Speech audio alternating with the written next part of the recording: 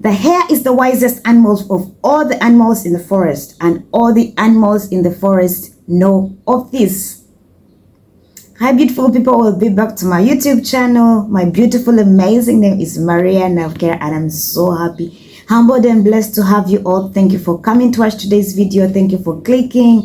It's most definitely the Thrilling Tales Corner as long as our folder is here. We are talking about the hare, which is the wisest animal, and this is an amazing tale. Just back her up, get your cup of tea. Let's get into this. Please remember to consider subscribing, liking, and leaving a comment in the comment section. Thank you so much. I love you and I'm glad you're here. Let's get into it. Most of the animals hunt at night and sleep during the day. But the hare sleeps all night in his cozy little house and spends the day wide awake learning things. Sometimes he hides under a bush or thick grass by the roadside, and his bright little eyes see all that passes, and he knows all about men and their customs. And he has learnt their language, so he understands what they are talking about. Now in Uganda, there's a great forest called Maria Forest. And once upon a time, the animals in it were very unhappy, for they were ruled by an old lion, which was their king, who was fierce and cruel.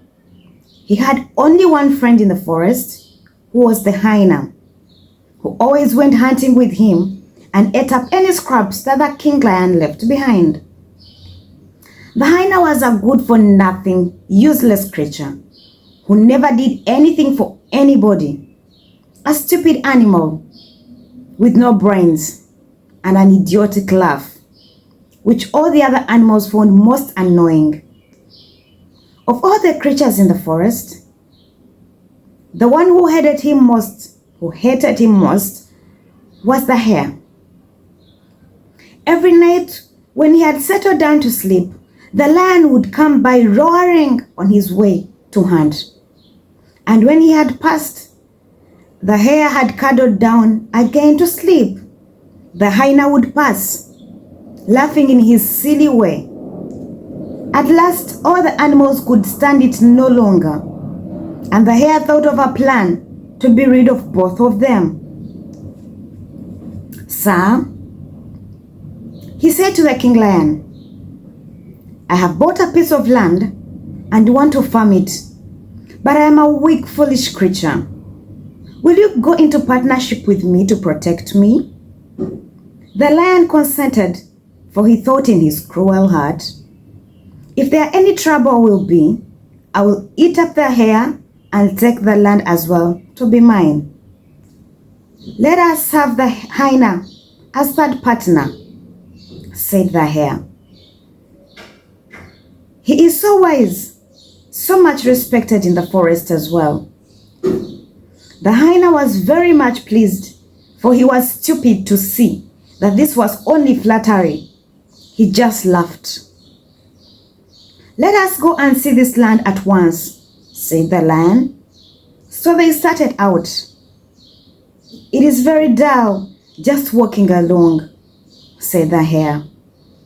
"Let us play a game as we go." "What game can we play?" said the lion.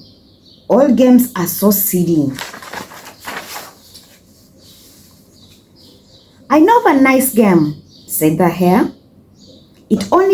If anyone trips, he must tell us and tell everyone here what he was thinking about. And if it is interesting, we let him be. If it's not interesting, we will eat him." The two partners agreed, for they knew that the little hare couldn't eat them. On they went, and suddenly the hare tripped.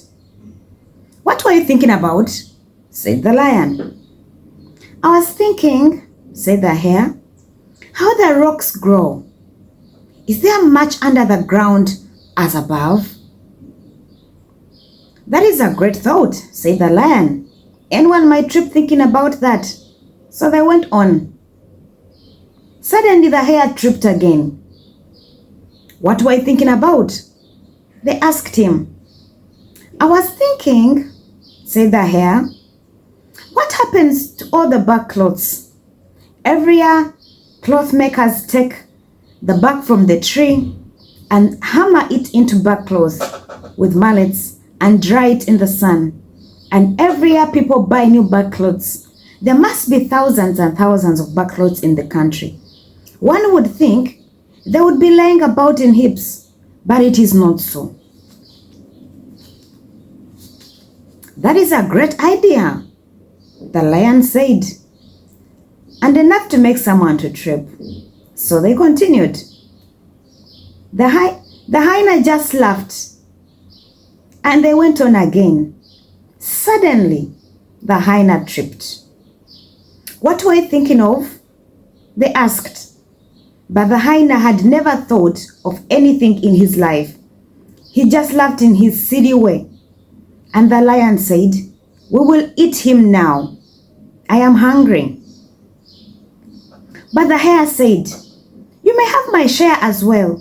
I don't eat hyenas." And he lay down and rested in the cool grass where the lion ate up his one and only friend.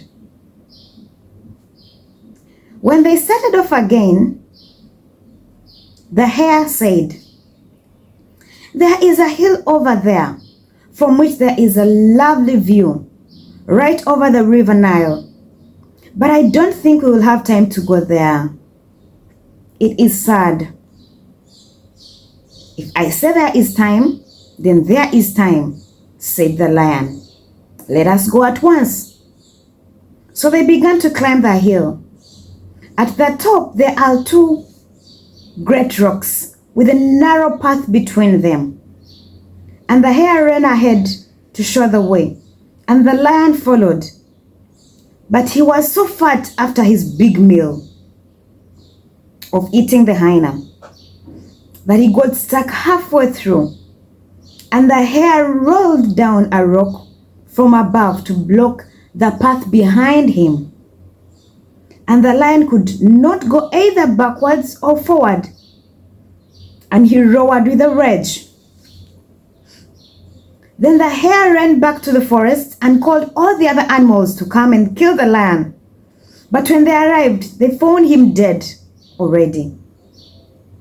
Then they all returned rejoicing and chose to pick the big gray elephant to be the king.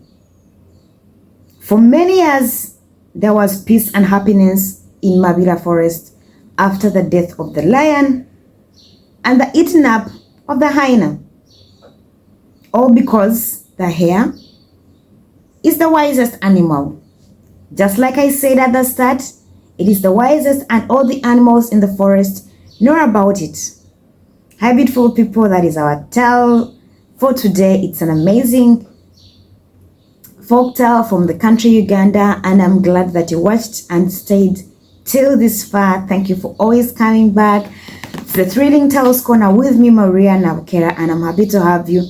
Kindly consider subscribing, joining the family, like the video, and leave a comment.